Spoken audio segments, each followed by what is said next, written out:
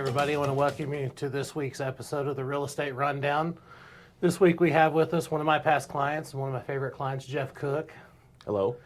So, Jeff, we wanted to bring some client aspect of things, right? It's not all Sure. about professional experiences. It's not always about what we say as agents. It's as a client, what do you think, right? And so Okay. we kind of want to bring some of that to the table today for our viewers to be able to see. What are some helpful tips and strategies in maintaining your property and keeping it in good condition as you own the home? You know, I'm a big believer on when things happen, take care of them right away. Because if you don't, you have a sprinkler head broken, and now you have a leak, and now you have next thing you know, it's just overwhelming. So I would say, just take care of your property. Make sure you're buying something you can afford. So when these incidences do occur, that you're right there to take care of them in a timely manner. Sure. Snowballs are cheaper when they're smaller. Yeah, they are. Very good. So when buying a house, everybody's faced with unexpected challenges, unexpected things along the way. What are some that you've encountered as a homeowner? Some unexpected surprises or challenges that you might have faced over the time? Well, just over the years, I mean, I've owned several homes. Sure. I think one that kind of stands out is my father always told me, and this sounds kind of silly in a way, but if his water heater's more than 7 to 10 years old, get rid of it and get a new one, even if it's still working. Sure. Because they really only last about that long. Next Sure. thing you know, the bottom falls out of it, and then next thing you know, you're having to, pay to have somebody come in and mitigate water. Yeah. Just things that are going to wear out, kind of keep a time frame on how long that's been in the house. The house I bought from you, water heater was working fine, but I replaced it with a bigger, better water heater because the thing was 13 years old, so it was a time bomb. Sure. You have that unwanted swimming pool if you're not real Yeah, careful. exactly. And it seems like for Kara and I, my wife and I, it seems like when we have a problem, it always has something to do with water. Like we had a return line leak. So when we bought this house, and the pressure is really high where we live, so we weren't going to do it because we like the higher pressure, but the problem with the higher pressure, it's hard on appliances, it's hard on refrigerators, ice makers, not to mention your sprinkler system outdoors. So we're going to pay to have a pressure reducing valve put in. Sure. But we put a brand new return line in the whole house because we like to have hot water when you turn the water on. Mm-hmm. And you have to have one of those on there to circulate the water around the house. So Sure. those are a few problems that we've had. Gotcha.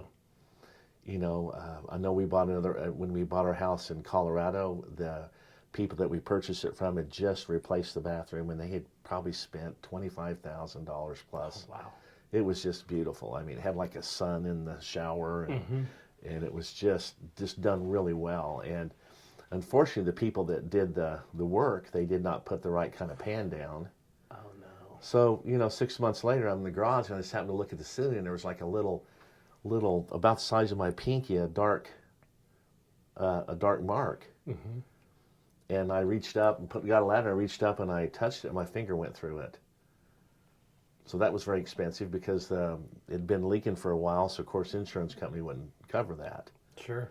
So I learned right then and there not to necessarily trust somebody else's work if you haven't.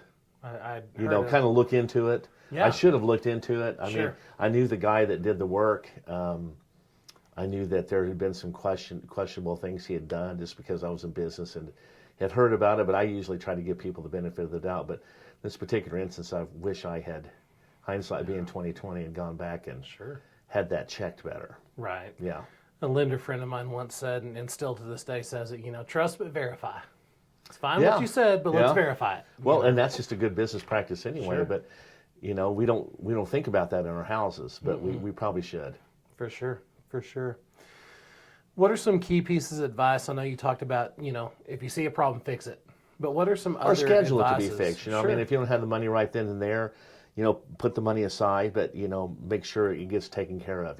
Don't back burner it. Right. Yeah. Fix it fix it within time instead of let time fixing you. Next thing Yeah. you know, you end up with a house that you have problem after problem after problem. And Well, it's then all of a just- it's sudden, too you know, I got costly. this lemon house. Well, you know, if you buy a 30-year-old house, it's not a brand new house. I mean, No. even brand new houses have problems. So Sure. why won't a 30-year-old house have problems? Get an inspection. That's a big one. And we I've talk never about gotten an that all the inspection time. where that has not paid for itself. Right. Every house I've ever bought, I've had an inspection. It costs $400 to have an inspection. Yeah. You know, they're going to go through that thing like you wouldn't believe, even if you offer top dollar. And I actually offered $2,000 over the asking price on the house I bought from you, this last one, because I really wanted it because of its location. But I Sure. paid $400 and some dollars for that inspection. Yes. Some things came up on the inspection. Of course, the seller's like, well, we'll just take it off the price. So at the end of the it day, you paid still for won. Yeah, yeah, like $3,000 worth of stuff that was Sure. wrong, and it cost $400 for the inspection. So Yeah. get an inspection. Yeah, absolutely. Always get an inspection. Absolutely.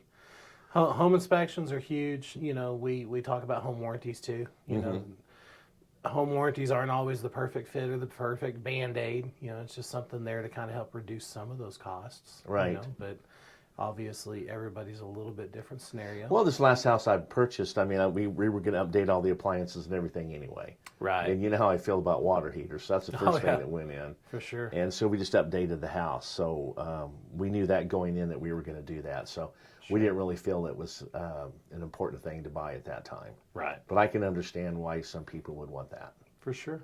For sure. Well, Jeff, I know you've got a lot of things going on. I appreciate you coming by the office to Oh, it was great. I'm to glad I visit could with us help. and share with our viewers. You know, I mean, it's not all about professional experience. It's about the people who actually do buy the houses. You know, Right, that they're right. they're satisfied. They got what they wanted. They got everything they needed, and it's a win-win for everybody. So thank you for Absolutely. coming by. Well, thanks for having me. Absolutely. I appreciate it very Absolutely. much. And to our viewers, thank you for watching each and every week. I know, you take time out of your day to watch these two. We hope they're educational. We hope they bring some peace of mind to you as you're going through your buying and selling. Follow all of our socials. We try to put everything out every week to give you something to study on. So thanks for watching. We'll catch you on the next one.